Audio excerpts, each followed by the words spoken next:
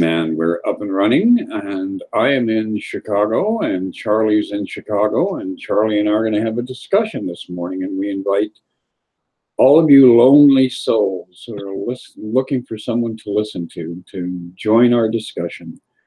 A week from now, next Thursday, Barrett will be a part of the triumvirate here, but this week he is on adventures in Germany. So how are you this morning, Charlie? I'm wonderful. Thank you very much. Well, it seems like the Polar Express is finally going to start heading out of town here. And as winter loses its grip here on the heartland, we should see a lot more opportunity to get out and circulate, interact with people, and really kind of dive deeper into a lot of the ideas and imagery in A Course in Miracles about, you know, what world is real. Is the real world this supposedly tangible world that we're surrounded by, or is the real world something much deeper and much more unique to each individual one of us? And I think that's, you know, it's an ongoing journey to determine what's real and what is not real, and that's all contingent on our capacity to forgive. Yes. Yep. And our remembrance of making that choice to work with one teacher over the other. Holy Spirit instead of the ego. Right, and the ego is always trying to claim our attention. It's the one that responds first. It's the first responder, and usually the one that forgot the bandages. So forgot the bandages. Yeah. Yeah. So it shows up intentionally forgot the bandages. Right. It shows up on the scene and says, "Oh goodness, you're going to die." Yeah. Here, let me slice you up a little bit. Slice and dice. That's the way it works. But you know, this morning when I was looking here at section 3 in chapter 25, and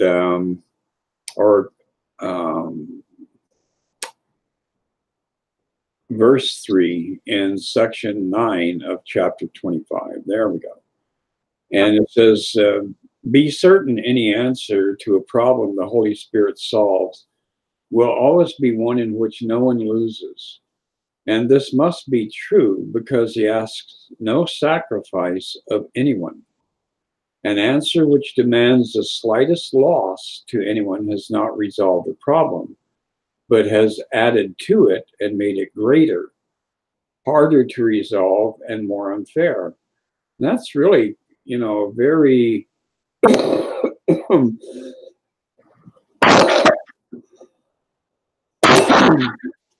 that's a very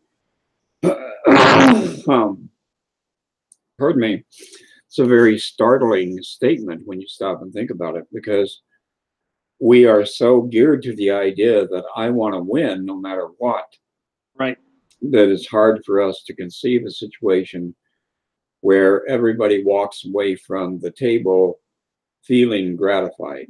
And so that, I think, really is a big theme that's hooked into spring and Easter and, you know, resurrection and rebirth, is realization that nobody has to make a sacrifice in order for you to have a miraculous experience. And those miracles can come and go, you know, randomly throughout the day. All we have to do is put our attention on the idea that I'm not going to try to solve this. I'm going to release it and let the Holy Spirit take whatever course is necessary. Yeah. Yeah, you know, and so much of it is for us to catch ourselves heading to that judgment mode, you know. As soon as we fall into, you know, and Jesus tells us in the Course that we are judging and we're judging constantly.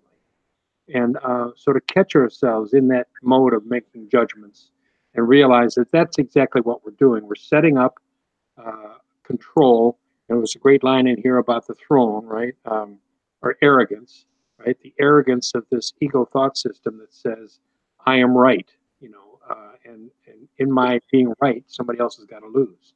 Somebody else has got to be wrong. And so it's a every time we can, as we start to practice and we learn to catch ourselves in these judgments, it's really what we're saying to ourselves. There really is no separation between my brother and I. That's what the ego story wants to tell me. That's why the judgment is there. And as soon as I go to that place, I've fallen prey to that ego that you were speaking about. Instead of listening to the Holy Spirit's teaching, which says, no, no, brother, we are one. We are one. We are the light. We are the Son of God. And there is no duality in this relationship. There is no right or wrong. There is no gain or loss. There's just that oneness that exists inside all of us. Yes, absolutely. And one of the things we have to rectify with our own thinking patterns is that tendency to associate things with material gain. Because really, A Course in Miracles is working on resolving problems on a much deeper level. So, it's not like going into a courtroom and suing somebody and walking out with $50,000 in your hip pocket. That is actually, in many ways, often a great failure rather than a big success. So we have to get beyond the testimony of the senses and realize that what we're trying to do is remove any barriers between my mind and your mind. And as we begin to settle into that deeper state of having that mental union, then we begin to see the real purpose and direction that the Holy Spirit is taking in all of its manipulating our affairs. Because, it's nice to have gain, especially if it's shared gain, so everybody gains. But it really goes so far beyond our tendency to limit it to material ideas and resources. And I think that's one of the first big steps we have to recognize as we start to work on a deeper level with the Course. Yeah, there's a great line just below where you read already in the same paragraph 3, sentence 4. It is impossible the Holy Spirit could see unfairness as a resolution. And you just touched on that. Gain is one thing, but gain for all as opposed to, gain for the individual, gain for something in separation. And the Holy Spirit, of course, so again, the wonderful thing about this course is when any of us stumble upon this choice that we're making to work with the ego, we feel that discomfort, we feel the unfairness, we feel the separation as part of our makeup now. We get those warning bells to be able to go to Holy Spirit and say, help me see this differently. So that let me see it. So there is no unfairness in this situation, whatever it might be, whether it's one I'm just creating in my mind, or whether it's one that, of course, I'm creating them all in my mind, but is how it manifests in the physical. I think that is such a wonderful remembrance, to recognize that unfairness just isn't part of the Holy Spirit's thought system. It doesn't exist in oneness. Yeah, that really is the beauty of the way it works. I'm going further down here. It says, problem solving cannot be vengeance, which at best can bring another problem added to the first. And then this last part here, very powerful. It says, in which the murder is not obvious. Yeah. And that really is revealing in that we suddenly have this full image thrust in our vision of, you backed into me at the parking lot and I'm going to take you to court and sue you because I just want to have my car fixed. Well, that's the icing on the cake that the ego always creates. It always looks like it's a justified resolution, a justified path to harmony. But ultimately, as you go deeper and look at the core of every issue that comes along, it's wrapped around this desire to destroy and to murder.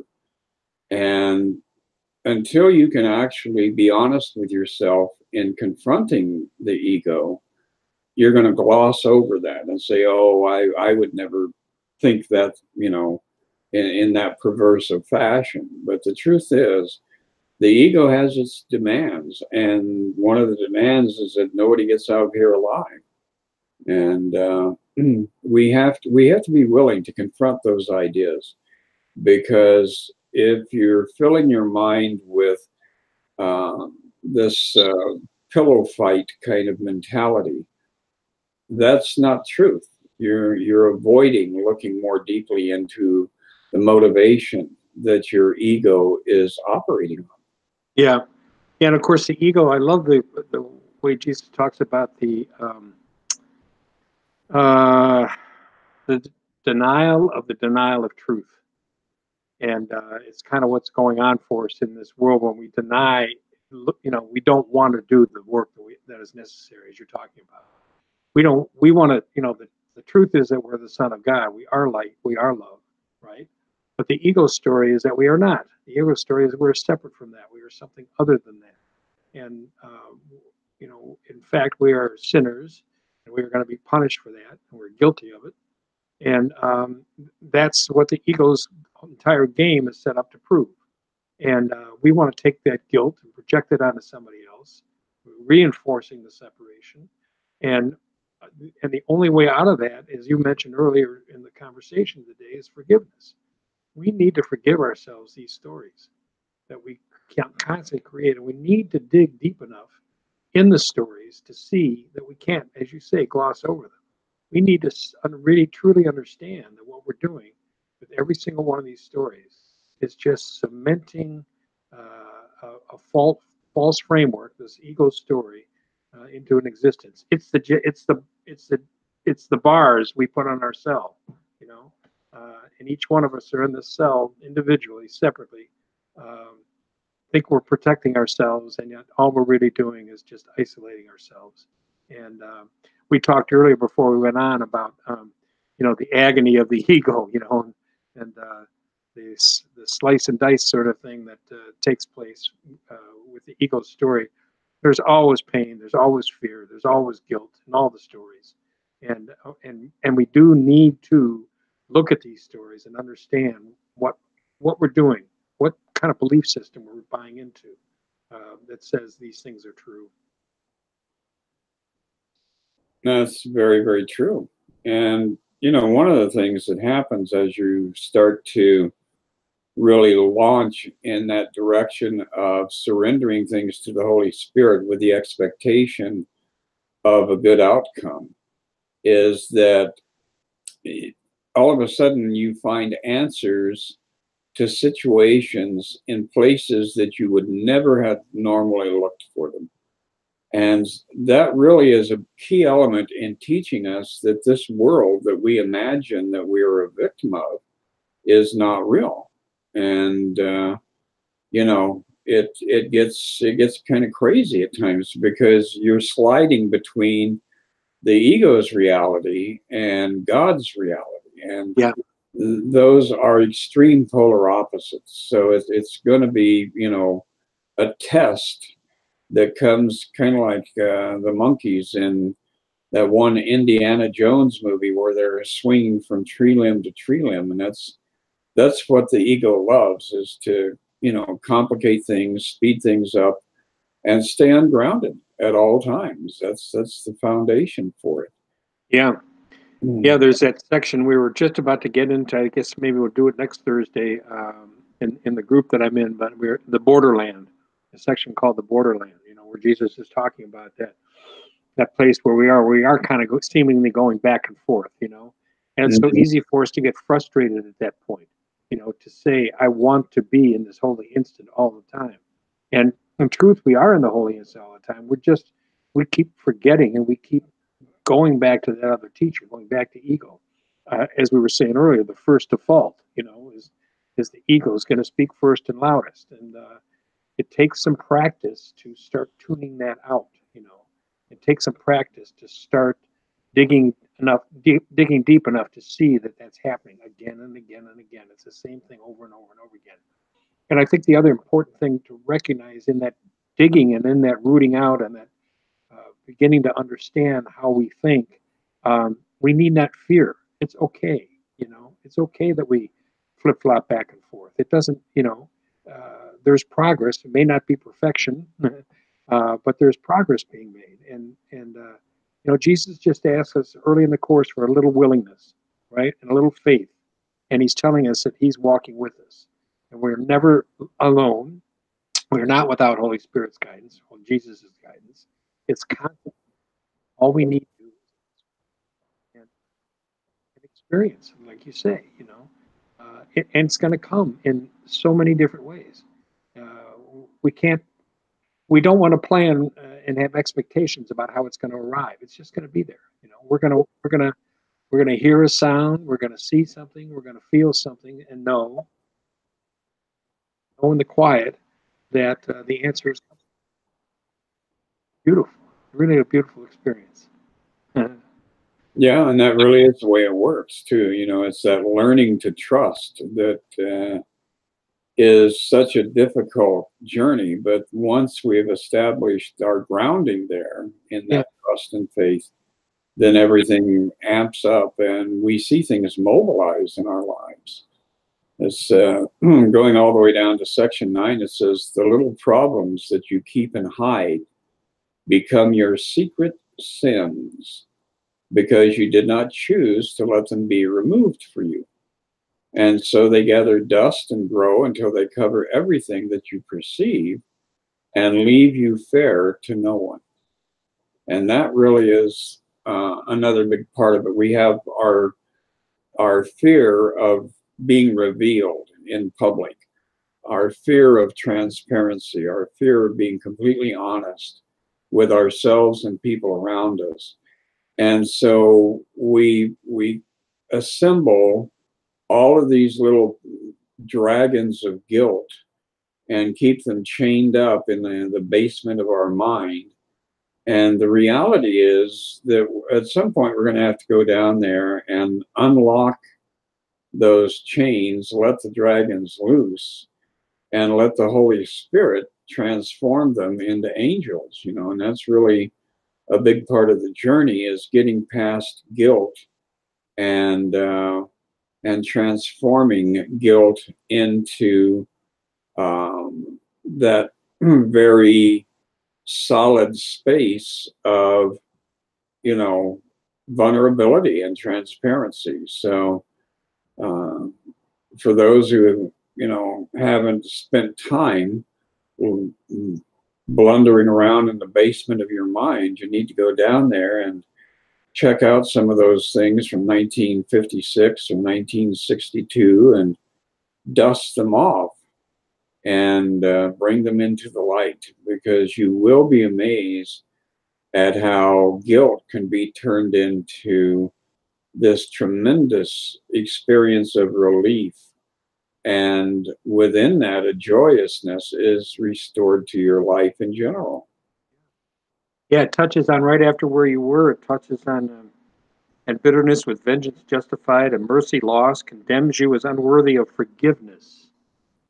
And then it says, the unforgiven have no mercy to bestow upon another. That is why your sole responsibility must be to take forgiveness for yourself. So that's exactly true, Chris. When we go to these places from 52 or 62, whatever it might be, and we uncover these things, we need to forgive ourselves for having, bought into this story for all these years. Release it, let it go. Give this over to Holy Spirit. Let Holy Spirit deal with this. We don't need to any longer. We've been so, I was touching earlier on about, feeling in the flow of the, like a flow of the river, just kind of going downstream. And the ego's, when I grab onto a branch, it's sticking out. I want to hold myself up and grab onto something that says, no, look at this. Or smack into a big boulder in the stream and say, oh, that wasn't fair. But the truth is, those are just things I put there. The branch doesn't exist, neither does the boulder. Just the flow is really going on. and I can forgive myself for having made those blocks up, you know, and holding on to those blocks. And I think that's so important. It's your sole responsibility. Take forgiveness for yourself. And then the miracle, the next sentence in the next paragraph, the miracle that you receive, you give. And there, you know, getting back to this concept of transparency, once we understand really what's going on, we have this wonderful blessing of being able to give this away, this clarity, this understanding, and share in this, right? And share with our brothers exactly what's going on for us. So we're all going home together, you know, none of us are being left behind. And it's such a blessing to be able to have communion on what's real, you know, communion about reality instead of the illusion, conversations about the illusion. So, yeah, it's right. Each one becomes an illustration of the law on which salvation rests, that justice must be done to all if anyone is to be healed. Forgiving myself, I forgive my brother. Forgiving my brother, I forgive myself. So beautiful. It is. And that paragraph finishes up with a very brilliant insight. What is God's belongs to everyone and is his due. So there is no withholding from God. And the only reason that we are inclined to draw back and withhold, whether it's, you know, in physical context, like driving past the homeless guy on the corner who's trying to get a couple of bucks and, you know, we just ignore him, or if it's on a much higher level of carrying bitterness 20 years later from a bad experience we had with our brother-in-law. You know, it's all the same thing. It reduces to the same level. And once you're able to identify that process, what happens is there's no longer any fear about extending yourself in any way. So then when you pass by the guy that's, you know, the Vietnam veteran with a tin cup looking for enough money for a meal, you discover that by dropping a couple of bucks into the tin cup, you're healing your own guilt and shame and sorrow from withholding from the world for all the years that you were invested in that. And so it just becomes, you know, an ongoing process of opportunity to experience miracles all throughout the day. And all of your journey is orchestrated by Jesus and the Holy Spirit. So relax. You can only be where you're supposed to be. Yeah. And the only task is how you respond. If you respond with love, then you're going to open the necessary doors to make the advances into those next levels of awareness that are awaiting you. That's beautiful. Beautiful. Responding with love. You know, as Jesus says early on in the course, there's two emotions, love and fear. Right? And fear is the playground of the ego. Love really exists. And when we think about, you know, the simplicity of the course, it's right there, isn't it? I mean, choosing between these two seems so simple, you know, and yet we have this default that wants to choose for the ego. But, you know, that whole story isn't true. The whole thing is made up. The entire thing is meaningless. So, you know, again, as you were saying, every situation that comes along for us, every story that we're presented with gives us an opportunity to choose love or fear. And that's the practice for us, isn't it? You know, to catch ourselves with that opportunity, make the choice, and choose love. Absolutely. Yeah, the fastest way to piss off the ego, whether you're identifying it as your ego or somebody else's ego, is to tell the truth. and Yeah. that will stir the pot rather magnificently. So anyway, it was a delightful chat this morning. What have you got coming up? Have you got some events that people need to be aware of? Well, we have a Healing Through A Course in Miracles event in Sedona, Arizona at the end of April. And we have a couple of openings left. If anybody is curious to get information about it, you can reach out to me at CSR Sales, S-A-L-E-S, at sbcglobal.net, or find me on Facebook, Charlie Roberts.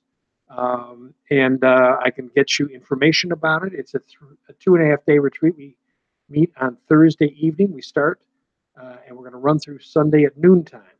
And it's going to be strictly focused on kind of what we're talking about right here, just right now. You know, what are we holding on to?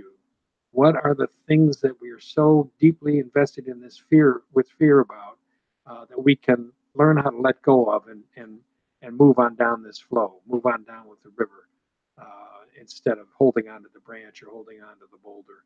And so it's going to be an interactive group setting. We've got a small group. It's not big. It's intimate. It's very loving. It's a beautiful place in Angel Valley, Sedona, Angel Valley Retreat Center.